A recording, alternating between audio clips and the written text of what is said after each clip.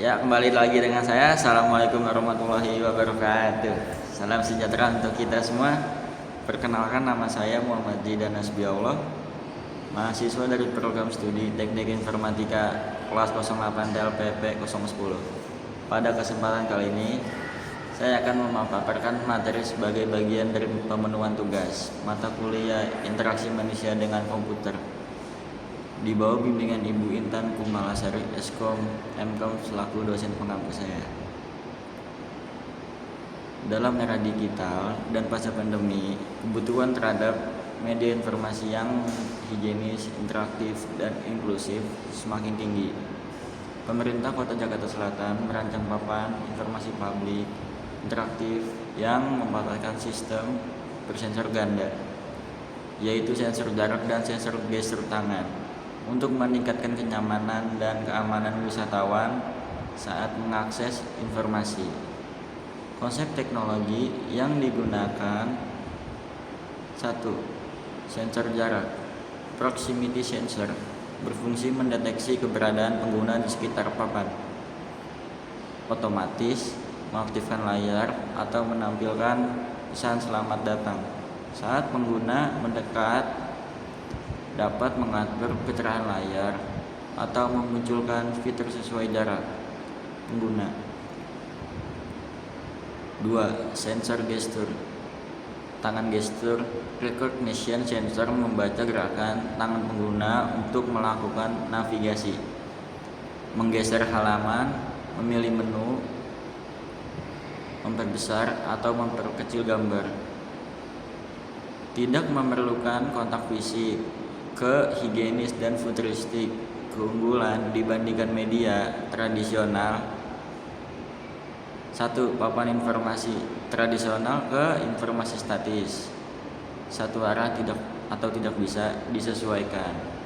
2. Layar sentuh konvensional ke memungkinkan interaksi tetapi menyentuh permukaan, berpotensi menyebarkan kuman.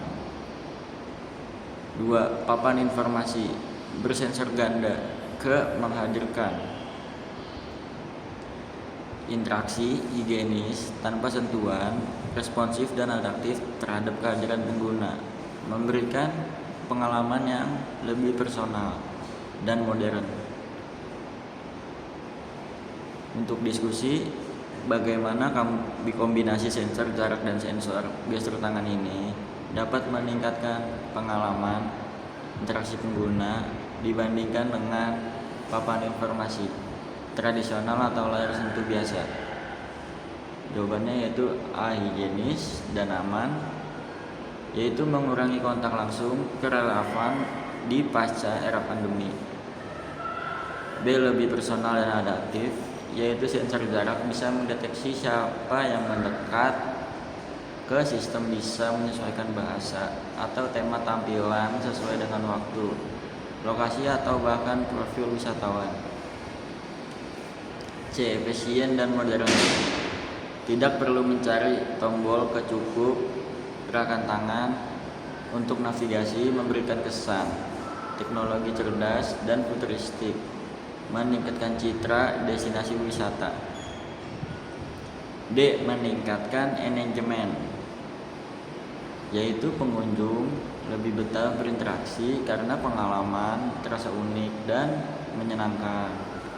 Contoh kasus: wisatawan asing mendekati papan, layar otomatis berubah ke menu bahasa Inggris.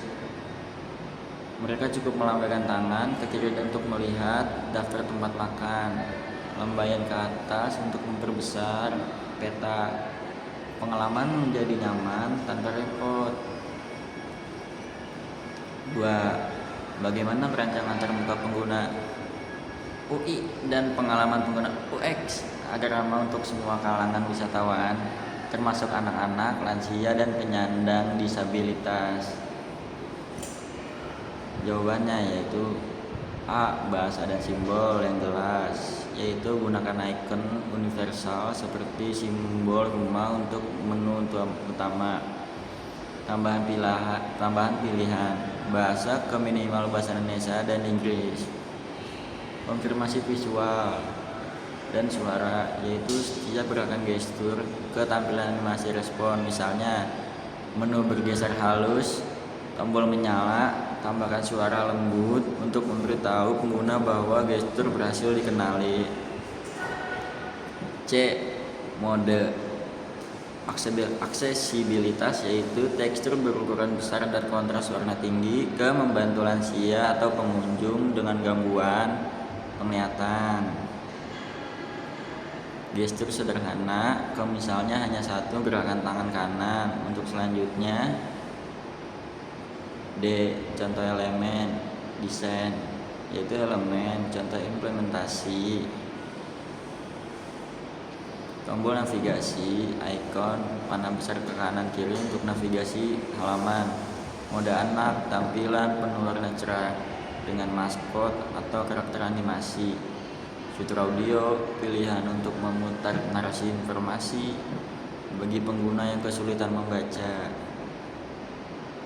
Panduan awal, saat pengguna mendekati ke muncul petunjuk visual animasi, yaitu gerakan tangan ke kanan untuk memilih. Ketiga, bagaimana berdasarkan paradigma interaksi dari CLI, why and why.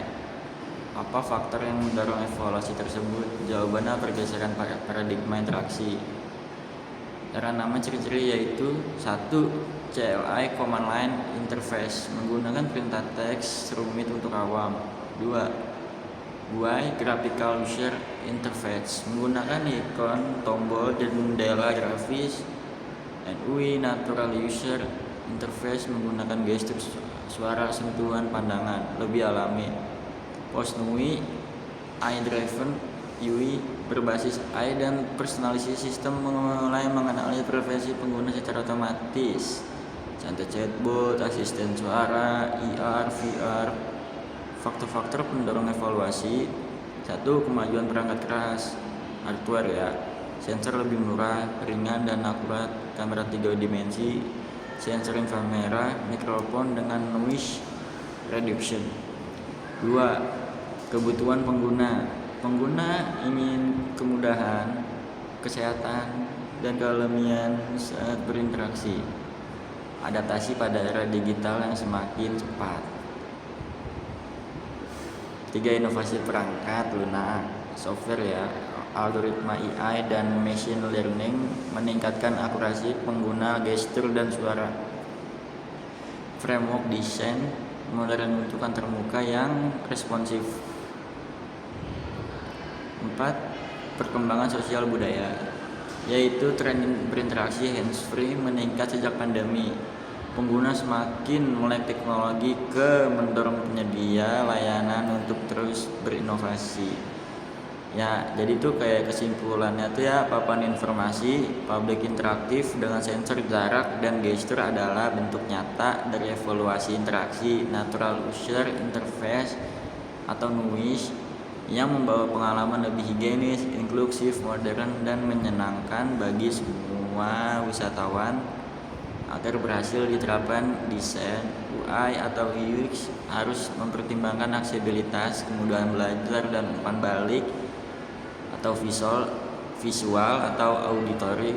Ke inovasi bukan hanya soal teknologi, tapi bagaimana teknologi itu membuat hidup manusia lebih mudah dan lebih manusiawi. Semoga penjelasan ini bermanfaat dan menambah wawasan kita semua. Sekian dari saya, Muhammad Jidan. Mohon maaf bila ada kesalahan dalam menjelaskan materi ini dan agak sedikit ngomongnya kurang jelas. Mohon maaf. Terima kasih. Wassalamualaikum warahmatullahi wabarakatuh.